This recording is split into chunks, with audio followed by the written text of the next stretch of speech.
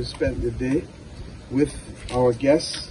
With us, I have obviously Mr. António Guterres, His Excellency the United Nations Secretary General. We have also the new Secretary General of UNCTAD, Rebecca Greenspan. We have the Commonwealth Secretary General, Patricia Scotland.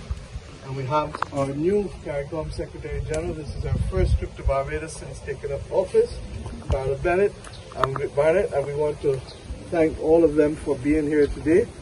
Of course, we have all of their officials, and I'd like to point out one of the Secretary General's advisors. Please step forward. I have to do so because he is a Barbadian, of whom we're well proud, Selvin Hart, and who was previously our ambassador to the US and our representative at the Inter-American Development Bank.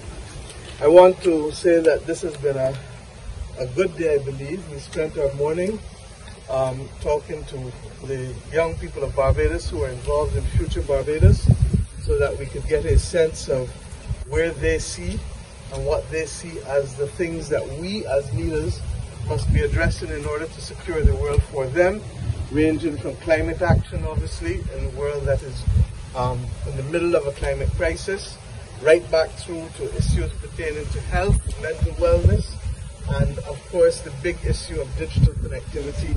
And I say all of these things because His Excellency has already in last week, and if you have not read it, I'd like to suggest to you that you read the Secretary General's speech to the UN, because in my view it is the most comprehensive statement of what faces our global civilization. I want to also say to you that we were then able to visit some of our coastal protection work on the West Coast. As you know, the big issue of the time is the climate crisis as we get ready to go to Glasgow, and it is important for us to show what we are doing and why we are having to spend money on coastal protection at the very time that we also still need to be spending money on education and healthcare and all of the other things to make our society whole and to get us to the Sustainable Development Goals. But because of the crisis, the climate crisis in particular, we have to divert our spending to be able to protect our people. It's ironic that we're meeting here at Codrington College. Some of the persons who lost their housing in Hurricane Elsa, our first hurricane in 66 years, are in fact staying here, and I want to thank Reverend Dr. Clark for being so kind and expressing, not only talking the talk, but walking the walk, and allowing us to be able to house some of the persons who lost their housing due to the last hurricane while we rebuild the houses.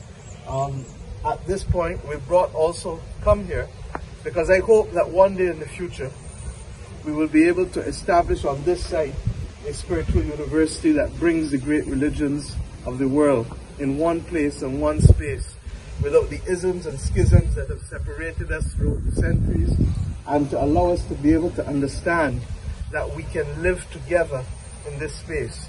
The Secretary General coined the phrase this morning that we have in our own way adopted and said differently, that Barbados really has to be that place in our view from where we can tell our stories and from where we can be an intellectual and creative hub.